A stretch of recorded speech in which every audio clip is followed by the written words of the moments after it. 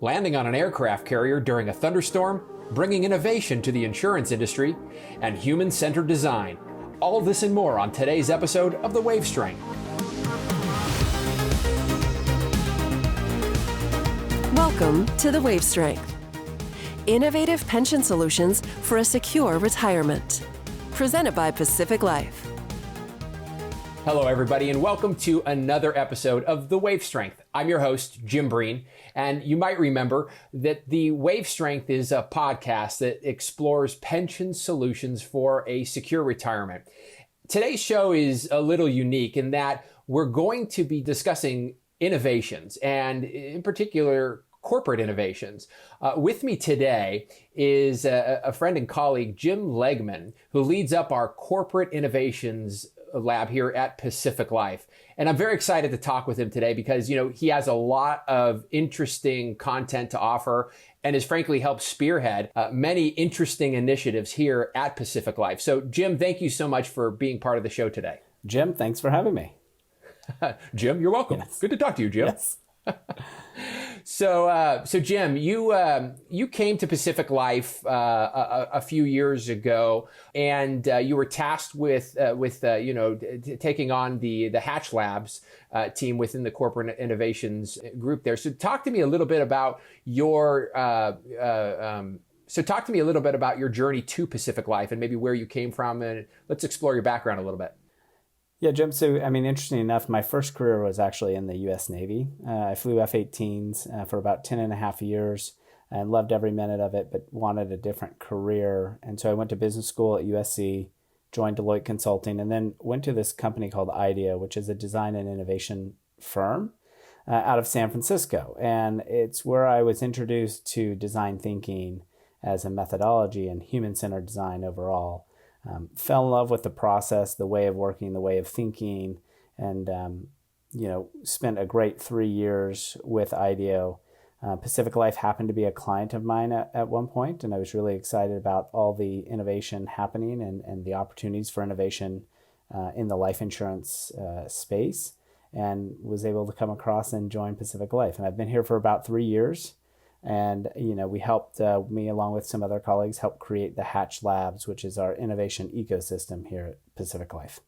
That's really interesting. And I really want to get into the design theory and the methodology, but hold on here. First of all, thank you for your service, Let's go back to the fact you kind of glossed over it pretty quickly there, but you flew F-18s, is that correct, in the Navy? That's right. So the Hornets, right? Yep. The Hornet. Yeah, exactly. Okay.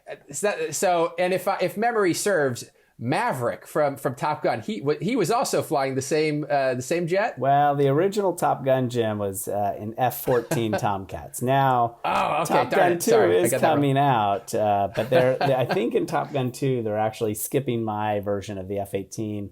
And they may be going into the Super Hornet, which is just a slightly bigger version, but it's still an F-18. And yeah, overall, it was a fantastic plane to fly, and I had a lot of fun. Okay, so last question about that before I move on, because I'm fascinated by that. But can you share like maybe a unique moment or a fun memory perhaps that you had flying? Something that, if you tell me, you're not going to have to kill me later. I had so many amazing memories, but one probably more interesting one was I was in Iraq. We just got back from a long mission there, and the ship was surrounded by thunderstorms, and it was nighttime, thunderstorms, bad weather.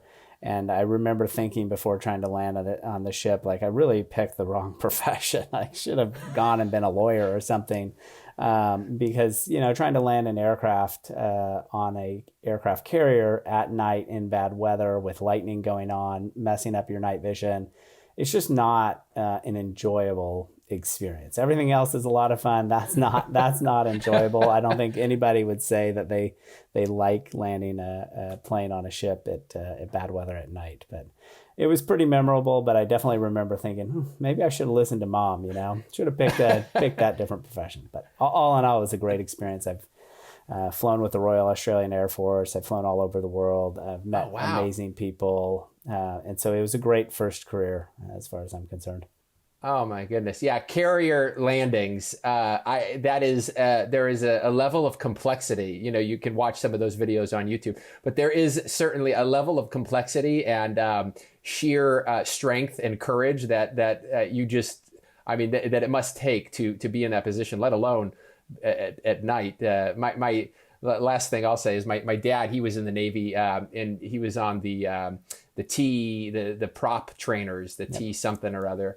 I forget what it's called, but he has these really interesting stories, where they put the burlap sack over your head while you're flying, to be instrument only, in case you are landing in that, that thunderstorm or pitch black conditions or things of that nature. And it's pretty amazing, that ability to do those things. And yeah, thank you for your service. Thanks for sharing that, Jim. That's pretty cool. Yeah, it was a lot of fun. Thanks.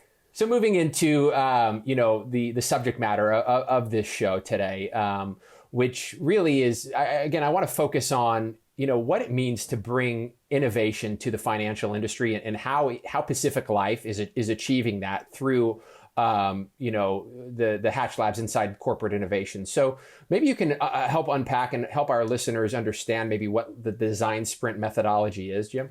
Well, yeah, Jim, we use a combination of 4 different methodologies. You touched on one there, the design sprint, but we also use design thinking, journey mapping, design sprints, and then agile scrum to take us from identifying opportunity areas all the way into execution and delivery against new products, new features, new experiences. And so we use a combination of those human-centered design-based methodologies, I guess I would call them, in order to deliver innovation here at Pacific Life.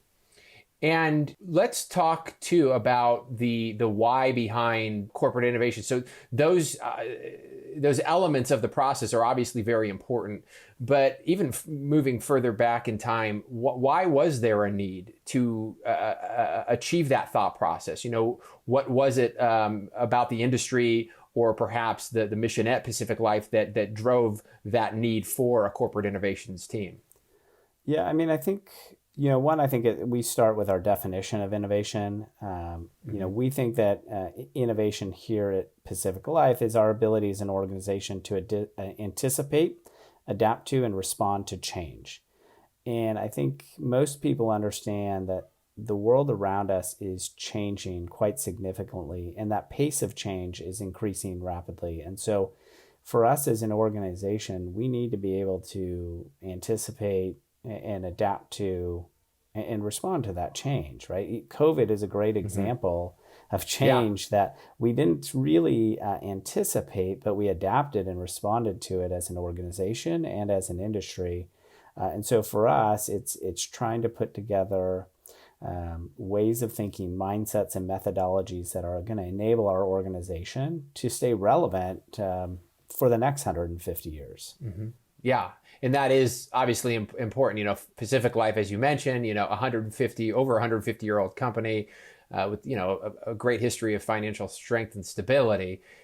So implementing something like this is really unique, right? I would assume that it provides many opportunities to think outside the box, especially in an industry that, has been around for a while, right? And perhaps can maybe use a fresh set of innovative eyes, so to speak. Yeah, that's right. I think we see a lot of disruption happening, in the retail businesses.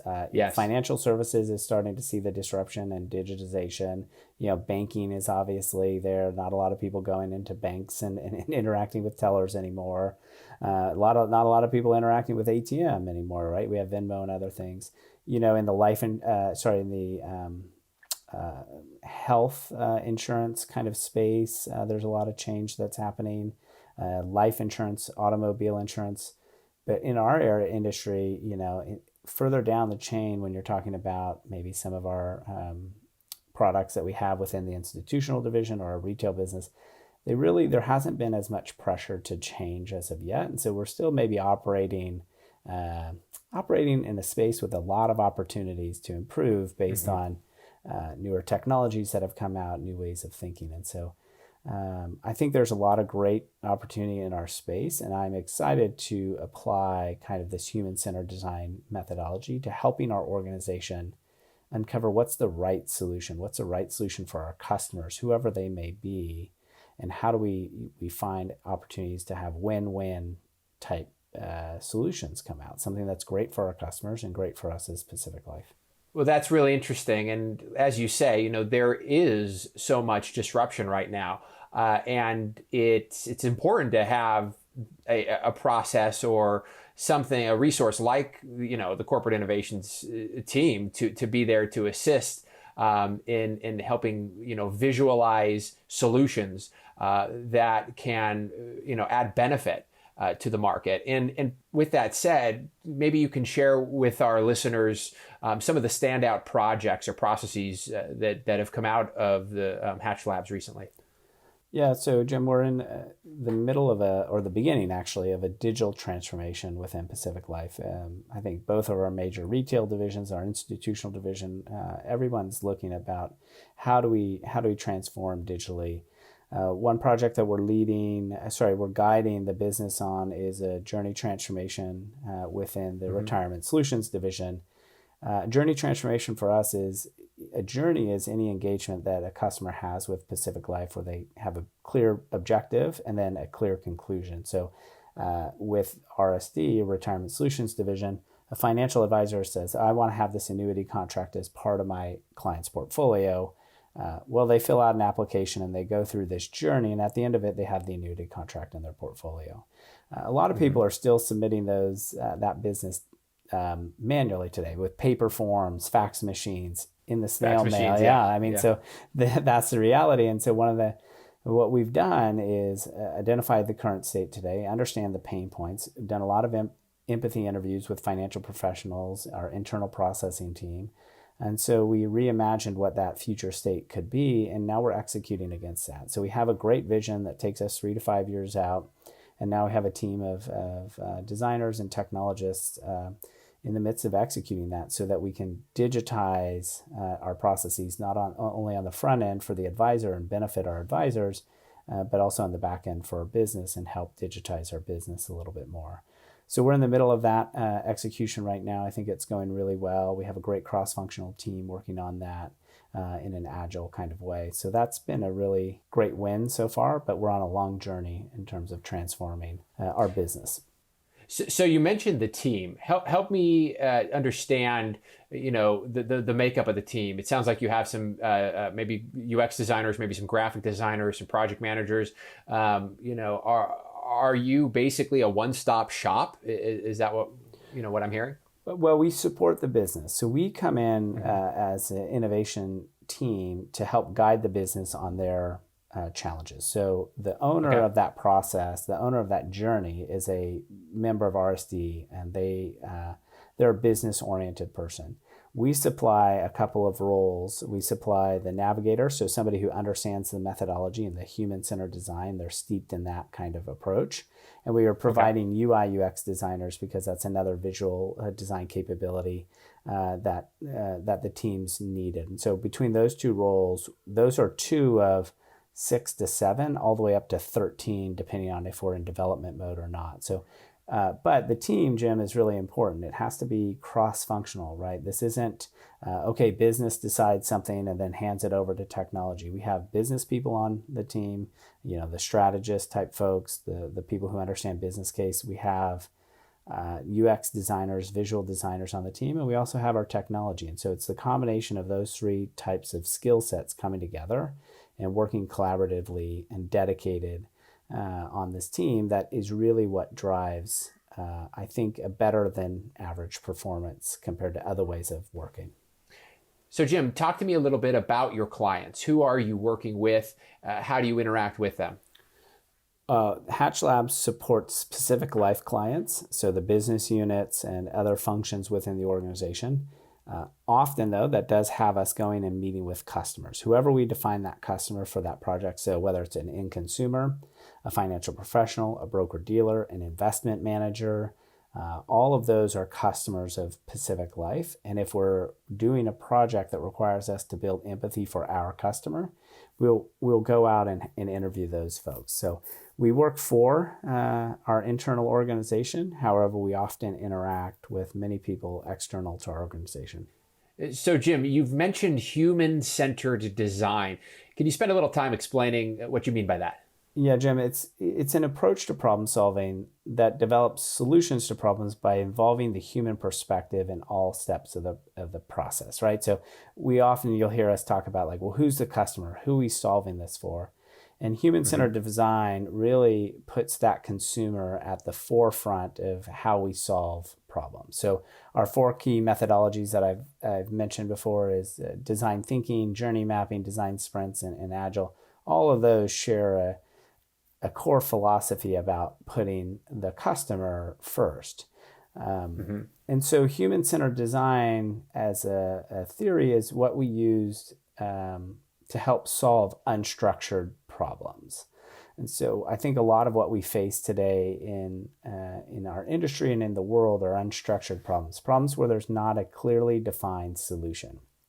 And so our approach to solving unstructured problems is to take a human-centered design-based approach to that. So we don't know what the solution is going to be, but we have a methodology and we have mindsets that are going to help guide the teams to what the best answer could be. It's not any one answer is right or wrong, but there are many answers.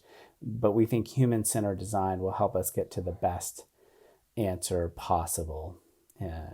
So that's a little bit about what it was and how we apply that to unstructured problem solving. Yeah, that's really interesting. It makes a lot more sense because looking at the problem any other way might not, lead to the fastest solution. And I from experience too, I've worked with your team.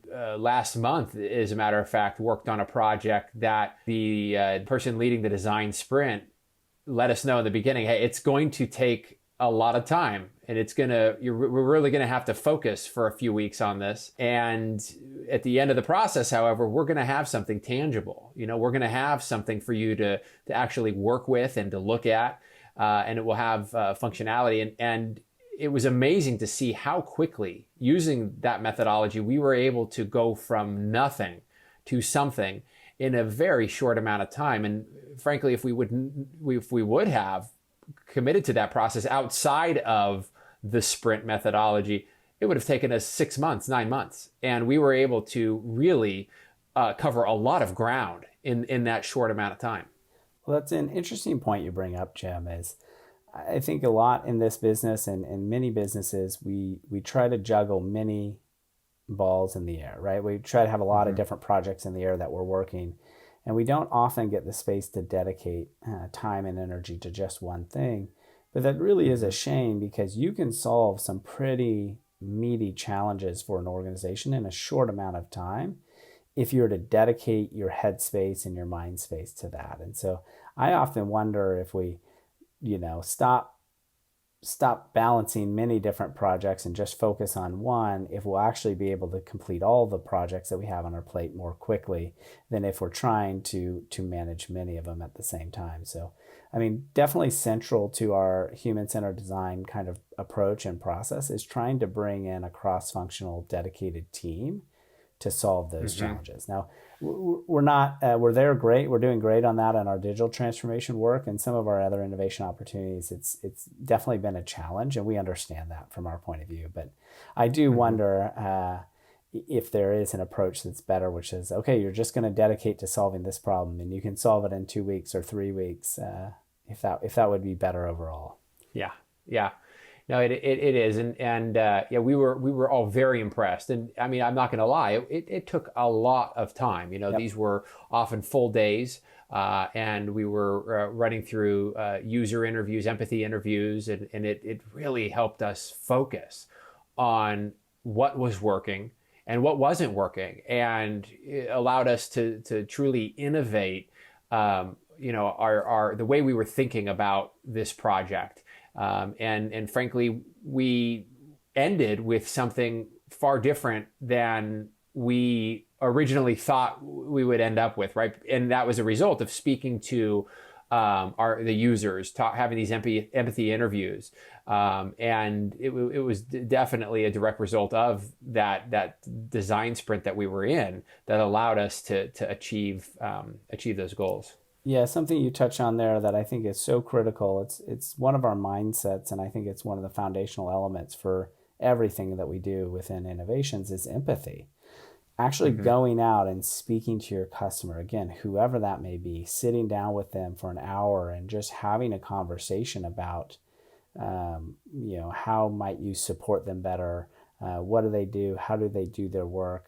And then when you bring solutions to the table, asking them, hey, does this work for you? So this constant engagement, this constant empathy with your customer is just critical. I think it's one of the most undervalued things that companies do is they just don't talk to their customers as much as they could. I was I'm writing an article just called "Thank You for Asking," because even in some of the work that we did, Jim, in the institutional division, we talked to some investment managers, and I think across the board, they all just appreciated that we were stopping and having a conversation about how we could be a better partner, how we could partner with them more closely, how we could do things differently that support their business. And across the board, I mean, I just heard from everybody, it's just an appreciation for stopping and having that conversation. And so that's something I think is so important, is to just stop and identify your customers and just ask them how things are going. Because often they won't give you the feedback that you may want or need in just the course of a day-to-day operation. So. Yeah, exactly. That's interesting. I'm intrigued by the name of your piece. Thank you for asking that. And that's something you're writing? Yeah, so I'm writing it right now. We'll be putting it on the Hatch Labs blog some point in the near future. But yeah, it's definitely. Oh, excellent. Yeah. Wait, now what's the is that a public URL for the blog? Is that something that anybody can see? No, it's private right now for internal Pacific Life employees. So if you're an internal Pacific Life employee, you'll be able to go and see it. We're launching it. It's in beta right now. We'll be launching it in the first of the year. And so you'll be able to go and see that. We do have aspirations of making it external facing at some point. Okay. But today it's mostly for the internal side. One of our strategic pillars is how do we empower employees with the mindsets and methodologies to do innovation. And so we're developing a training and program for our employees that talk around our mindsets and our methodologies that will be rolling out next year as well to help, ignite innovation at all levels within Pacific Life. Clever. Yeah, that's good to hear. And I love that title. That's a good title. So Jim, we've discussed a few different areas where you've implemented human-centered design. Are there any other areas outside of the Hatch Labs where you've been able to encounter that? Yeah, Jim, I mean, the thing that I like about the human-centered design methodologies that we have is that they're just, like I mentioned, a way of thinking, a way of solving unstructured problems. So we've had a lot of fun applying the methodologies across a wide spectrum of challenges within our business. Coming out of our strategy refresh, we identified retirees as a space that we wanted to innovate within. And so we had a project around serving retiree unmet needs where we are looking for blue sky opportunities to serve the needs of retirees in new and different ways, even beyond the financial services and the products that we serve today. And so that was a really great blue sky opportunity for us to work within, leveraging our human-centered design methodology. So we spent a lot of time interviewing retirees at various stages of their retirement or their life, and understanding the challenges and the pain points and the opportunities. And so that was a really great application of human-centered design. We've also done it within our HR organization, who came to us with the desire to rethink well-being at Pacific Life. And so in that instance, our customers were our employees. And so we spent a lot of time interviewing customers, understanding their needs and their pain points around the areas of well-being. And we went through a brainstorming session, an ideation session, and landed on some pretty cool concepts that we're now seeing rolled out into our organization today. And so The flexibility of the methodology is one that I think it's amazing, and so it can be applied to many different challenges. Anytime that you have a challenge that you don't know what the right answer is, this unstructured problem solving, human-centered design-based methodology is one that's going to, if you use that, you're going to find the right solution. You're going to work yourself to the right solution, and that's why I'm really passionate about the human-centered design and just the way that we've structured innovations here at Pacific Life. Yeah, that makes a lot of sense, Jim. And I'm actually intrigued by the two examples you gave, discussing how you're bringing innovation to retirees and also talking about, well-being from an HR perspective. And, if you'd be willing, would you come back on another episode and discuss those topics with us? Yeah, of course. I'd be happy to. Oh, excellent. Yeah. Oh, wonderful. Wonderful. All right. Well, this has been a very, very interesting episode, Jim, and I'm so happy we were able to take some time to discuss corporate innovations, in particular the Hatch Labs. And you really have a great team. They've been a pleasure to work with on a personal level, and I'm very excited, as are I know many other people at Pacific Life, to see what's next with the Hatch Labs. So thanks again, Jim, and I'm very grateful for you being here. Thanks for having me, Jim. And I want to thank our listeners for being with us today. And don't forget to catch us on Spotify and subscribe to our channel on YouTube. Have a great day.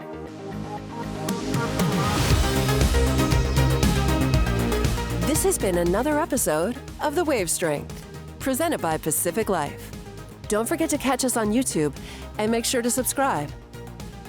Although this podcast is presented by Pacific Life, the opinions and views expressed are those of the hosts and participants and do not necessarily reflect Pacific Life's views on any of the topics discussed. Pacific Life is a product provider. It is not a fiduciary and therefore does not give advice or make recommendations regarding insurance or investment products. Pacific Life, its affiliates, its distributors, and respective representatives do not provide any employer-sponsored qualified plan administrative services or impartial advice about investments, and do not act in a fiduciary capacity for any plan. Pacific Life refers to Pacific Life Insurance Company, Newport Beach, California, and its affiliates, including Pacific Life and Annuity Company. Insurance products are issued by Pacific Life Insurance Company in all states except New York, and in all states by Pacific Life and Annuity Company. Product availability and features may vary by state. Each insurance company is solely responsible for the financial obligations accruing under the products it issues. This podcast was recorded on October 20th, 2020.